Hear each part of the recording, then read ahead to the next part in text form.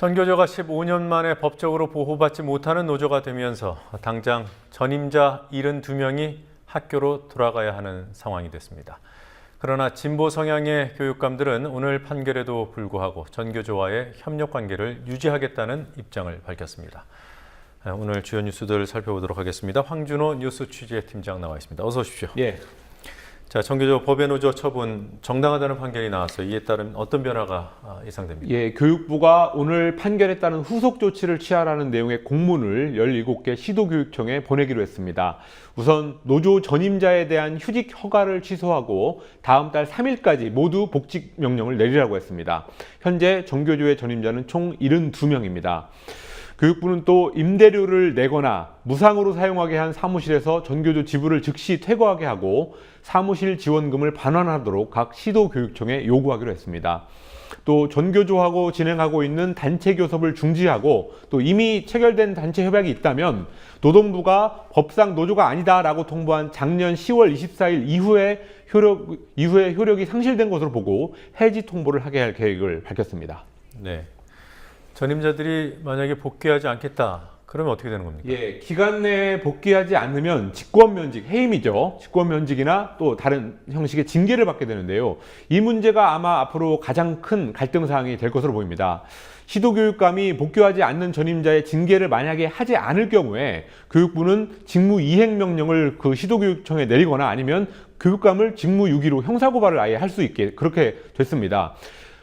그러다 보면 진보교육감들하고 정부의 갈등으로 이게 비화될 소지가 있습니다. 과거에 전국 공무원 노조, 전공노라고 하죠. 이 전공노도 이 미복귀 문제, 전임자들의 미복귀 문제로 해고자가 양산됐던 일이 있었는데 그것과 유사한 문제가 반복될 가능성이 있습니다. 네. 자, 진보 성향의 교육감들이 이번에 많이 당선이 됐어요. 예. 뭐 지역마다 상황이 달라지는 겁니까? 예, 진보 성향의 교육감 당선인과 또 해당 교육청은 오늘 판결에 대해서 아쉽다는 입장을 일단 냈고 또 동시에 전교조와 협력 관계를 유지하겠다는 뜻을 밝혔습니다.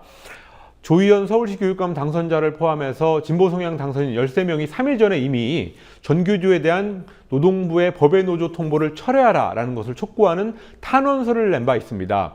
그렇지만 오늘은 따로 아직까지는 집단적인 입장을 내지는 않았는데요. 판결 전에 뭐 그런 촉구하는 탄원서를 하기는 좀 어렵지 않지만 그래도 판결이 내려진 후에는 자기들이 어디까지 할 수 있을지 이걸 검토해야 되기 때문에 시간을 좀 가지려는 의도로 풀이되고 있습니다. 진보교육감들은 다른 교육감들과 보조를 맞추겠다. 다른 진보교육감들과 보조를 맞추겠다라는 말이 일단 오늘 일관되게 했습니다. 그런데 특이한 몇 분을 보면은 전교조 출신의 민병희 강원도 교육감 같은 경우는 동반관계, 전교조와 동반관계를 유지하겠다라는 말을 했고요. 또 김승환 교육감이 재선한 전북교육청은 전교조의 법적 지위 인정, 조합비 징수 유지, 또 단속교섭 유효 같은 입장을 현재 보이고 있습니다. 네. 자, 그리고 문창극 총리 후보자의 발언에 대해서 중국 정부가 공식적인 입장을 나타냈어요? 예, 문창극 총리 후보자가 교회 연설에서 중국이 기독교화해야 중국 민주화도 이루어진다 이런 말을 한 적이 있었는데요. 류젠차오 중국 외교부 부장조리, 한국으로 치면 차관복급입니다. 이 류젠차오 부장조리가 그저께 한국 기자들과의 간담회에서 불쾌감을 드러냈습니다. 류젠차오 부장조리는 한 나라가 어떤 발전의 길을 선택할지는 그 나라 인민들이 가장 잘 알고 있다라고 하면서 종교와 민주주의 실현 방식과 또 발전 모델 역시 각국 인민들이 각자 선택하는 거다라고 말했습니다. 네.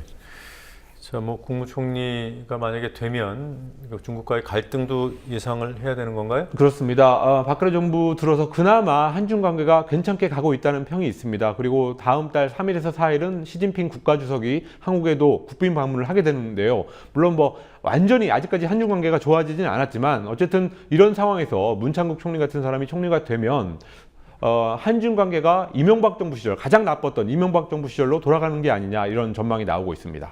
네. 자, 그 밖에 주요 뉴스들 또 몇 가지 정리를 해보죠. 새정치민주연합은 오늘 발효된 상설특검법의 첫 번째 수사 대상으로 서울시 공무원 간첩 증거조작 의혹 사건을 다루기로 당론으로 확정했습니다. 수사 요구서가 국회 본회의를 통과하면 특검이 임명되는데 그렇지만 일반 의결 정족수를 충족해야 되기 때문에 소수당인 야당으로서는 한계가 있습니다. 일본이 우리 해군이 내일 동해에서 사격훈련을 실시한 해역에 독도 주변에 자기들의 영해가 포함됐다는 주장을 하면서 훈련 중지를 요구했습니다. 그렇지만 정부는 일본의 요구를 일축하고 훈련을 예정대로 하기로 했습니다. 오늘 오후 6시 30분경에 서울 지하철 1호선 9일역에 정차한 의정부행 전동차에서 화재 의심 신고가 접수돼서 승객 수백 명이 대피하는 소동이 빚어졌습니다. 그렇지만 다행히 화재는 없었던 것으로 확인됐습니다. 네. 자, 오늘 여기까지 듣겠습니다. 수고하셨습니다. 네.